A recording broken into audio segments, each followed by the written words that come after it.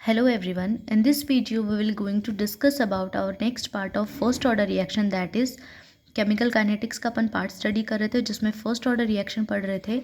कल अपन ने integrated rate equation, differential rate law और डिफरेंट टाइम इंटरवल पे के की वैल्यू फाइंड आउट करना, टी की वैल्यू फाइंड आउट करना, ये सब अपन ने कल पढ़ लिया था।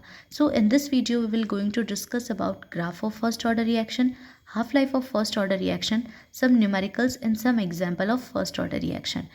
तो सबसे पहला टॉपिक जो आता है वो आता है graph of first order reaction. जब अपन rate of reaction versus concentration of reactant इसके बीच में ग्राफ बनाते हैं तो अपने पास एक लीनियर स्ट्रेट लाइन आती है। जब अपन कंसंट्रेशन वर्सेस टाइम के बीच में ग्राफ बनाते हैं तब भी अपने पास एक स्ट्रेट लाइन आती है। ऐसा इसलिए होता है क्योंकि फर्स्ट ऑर्डर रिएक्शन में रेट ऑफ रिएक्शन जो होती है वो कंसंट्रेशन ऑफ रिएक्टेंट की फर्स्ट पावर के डायरेक्टली प्रोपोर्शनल होती है। तो ऐसा जैसे जैसे कंसंट्रेशन बढ़ती जाएगी रिएक्टेंट की वैसे वैसे रेट ऑफ रिएक्शन भी बढ़ता जाएगा। तो और जो कंसंट्रेशन और टाइम के बीच में जो ग्राफ बनता है उसकी जो स्लोप होती है that is equal to slope is equal to k upon 2.303। ठीक है, तो ये सारा अपन ने पढ़ लिया था। अब नेक्स्ट अपने पास आता है t half for the first order reaction. तो अपन को पता है कि हाफ लाइफ क्या होता है। Half life of first order reaction is equal to when reactant is consume half. जब रिएक्टेंट हाफ कंज्यूम हो जाता है, हाफ लेफ्ट हो जाता है, तो वो उस पॉइंट पे अपन उसको कहते हैं टी हाफ, यानी रिएक्टेंट जो है वो हाफ कंज्यूम हो गया प्लस हाफ लेफ्ट हो गया। तो अपन को पता है कि हाफ कंज्यूम हो गया, यानी इनिशियल कंसंट्रेशन अपने पास थी ए। जब इनिशियल कंसंट्रेशन अपने पास ए थी तो यानी एक्स जो बना टी हाफ टाइम पे, टी टाइम पे वो क्या हो गया A/2, यानी हाफ तो जो है वो प्रोडक्ट बन गया और हाफ जो है वो लेफ्ट हो गया। ठीक है, अब अपन यहाँ पे जब इस फॉर्मूले में पुट करते हैं KT is equal to 2.303 log A upon A minus x. A यानी initial concentration, A minus x यानी कंसंट्रेशन एट टाइम T। तो अपन को पता है कि A माइनस एक्स की वैल्यू अपन को पता है, यहाँ पे अपन ने लिखी है A अपॉन A/2। ठीक है, तो यहाँ पे A अपॉन A/2 आ गया, इससे A कैंसिल आउट हो गया। तो अपने पास जो वैल्यू आती है वो ये आती है कि t half is equal to 2.303 log 2।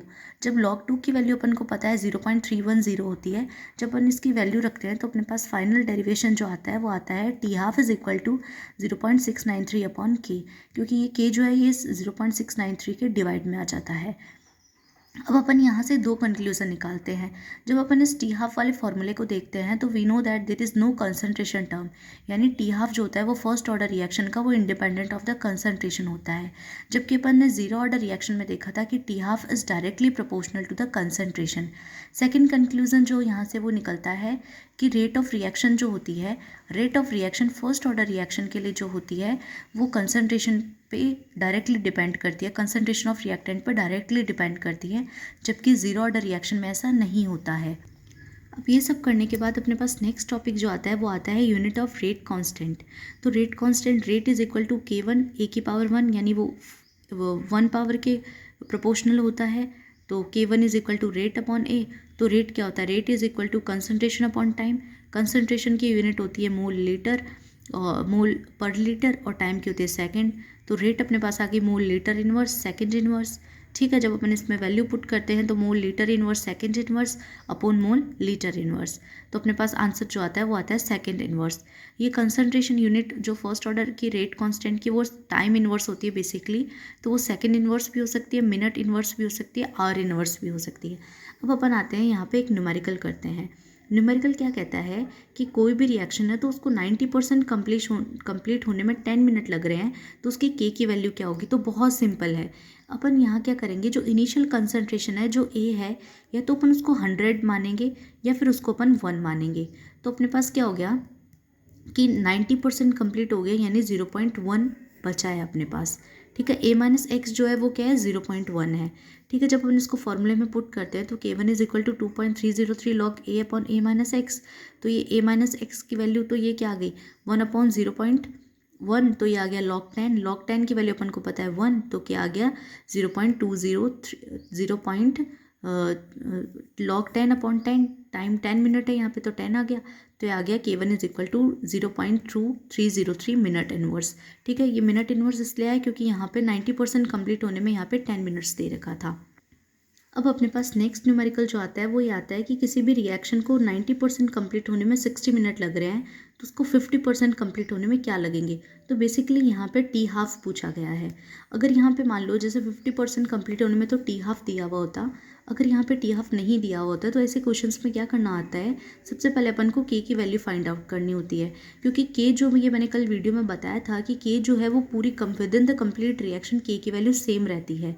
तो यहाँ पे के कैसे फाइंड आउट हो गया, 2.303/t log a minus x.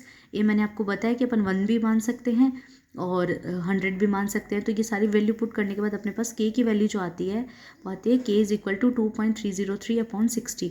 Log 10 तो 1 हो जाता है। और जैसे इसमें तो क्या है कि डायरेक्ट अपन वैल्यू से निकाल सकते हैं t half is equal to 0.693/k वाला फॉर्मूला लगा के। पर अगर यहाँ पे मान लो टी 30% पूछा होता तब अपन यही फॉर्मूला वापस लिखते, उसमें क्या करते अपन के की वैल्यू सेम रखते और टी जो है वो अपन उसमें टी को अपन एक्स मान के उसको सॉल्व कर लेते। तो अपने पास ये वैल्यू 18 पॉइंट कुछ मिनट इनवर्स आ जाती है।